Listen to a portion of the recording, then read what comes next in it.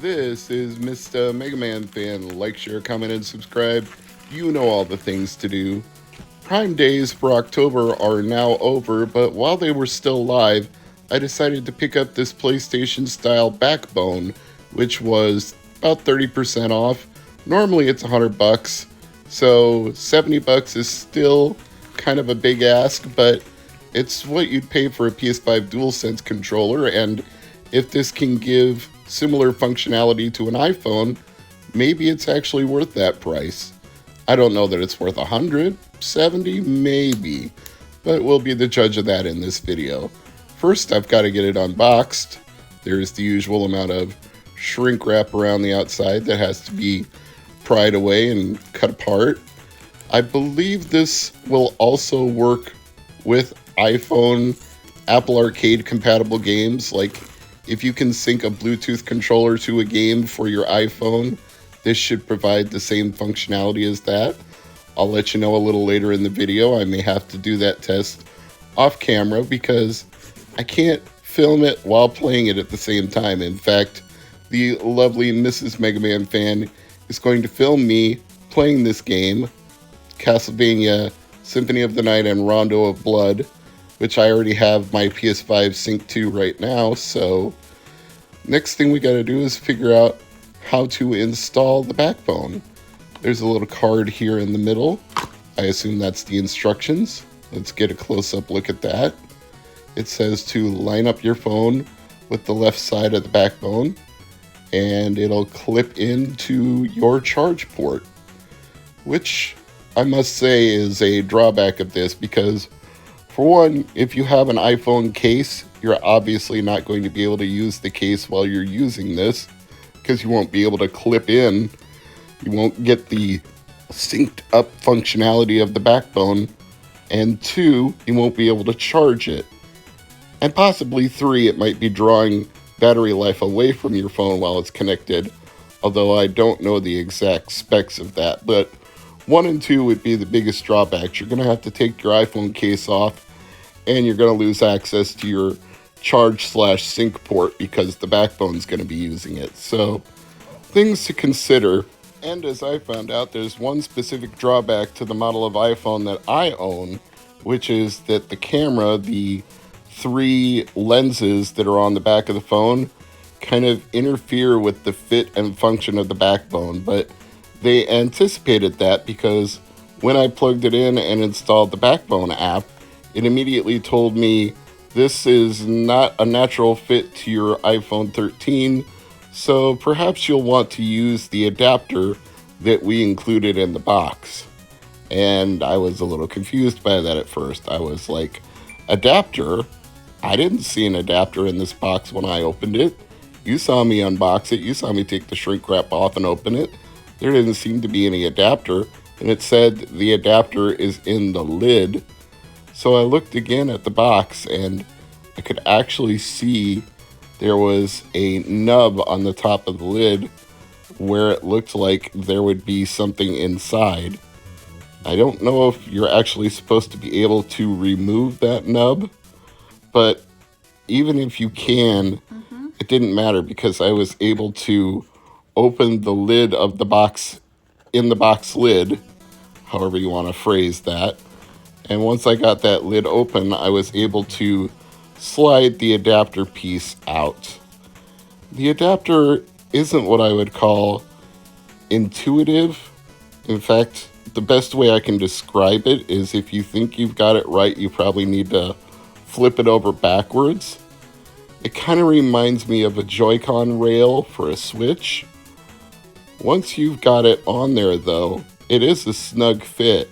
The way the backbone clips onto your phone, it's kind of spring-loaded. It expands and contracts, so you put the adapter on and you let it contract around your iPhone, and it feels secure.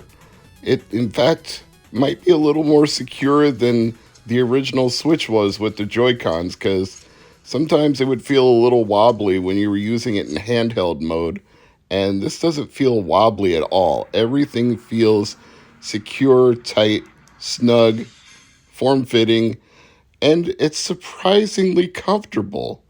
I mean, I guess for 70 bucks or 100 bucks if it's not on sale, it probably should be, but it does mimic the feeling of holding a PS5 DualSense controller pretty well.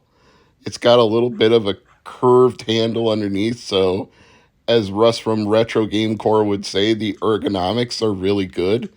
And if you've got a smaller phone, like if it's not a Pro or a Max, it's not going to feel too heavy with the controller snapped around it. It actually becomes quite natural feeling after a little bit. You start to think of this as being a handheld console, like a Vita or a Switch or a Game Boy Advance if we're talking about the OG original model that was horizontally oriented. I know the SP and the 101 have the backlit screen and the 101 has the really bright screen, but you know what? The original Game Boy Advance was just more comfortable to hold. There's those ergonomics again, because the SP, you could kind of get used to it after a while, but the squarish shape of everything could also cause some finger blistering after a while, especially if you were trying to play something that had really tight controls like Metroid. You would definitely feel the square edges and the shoulder buttons after a while. And this doesn't feel uncomfortable like that in any way.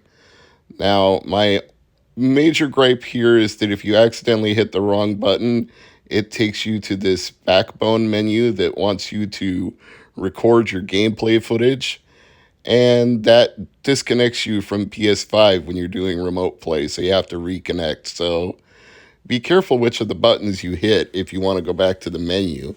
You may also find that the touch controls are partially obscuring the screen when you're trying to access the home menu, but you can hit it with an X to remove it, and then you'll be able to see the full screen and the touchscreen overlay won't be getting in your way. So, little quirks that you have to get used to when you're using the backbone. But I gotta say, if you have a good Wi Fi network in your home, then this is going to be a really nice option for playing PS5 games on your phone and PS4 games too, if you have those on your hard drive or external drive. As you can see, I'm also doing Life is Strange here, and this works quite well. I imagine there are certain games where latency could be an issue, but at least in my own home, I'm close enough to my router and to my PS5 that if there's a lot of lag time, I'm not noticing it in either platforming or role playing games or anything else that I've tried. And now here's the part where I mentioned that I also tried this in Apple Arcade outside of playing PS5 games, and I had the best session of Shovel Knight Dig I have ever had on my iPhone. Because that is a game that is compatible with Bluetooth controllers if you pair them with your iPhone. So while I can't promise you it has full Apple Arcade compatibility, if it's a platforming action game, there's a good chance it might be supported. So check and see for yourself if it'll work with a Bluetooth controller. It'll work with the backbone too. I'm Mr. Mega Man Fan, and as always, thank you for watching.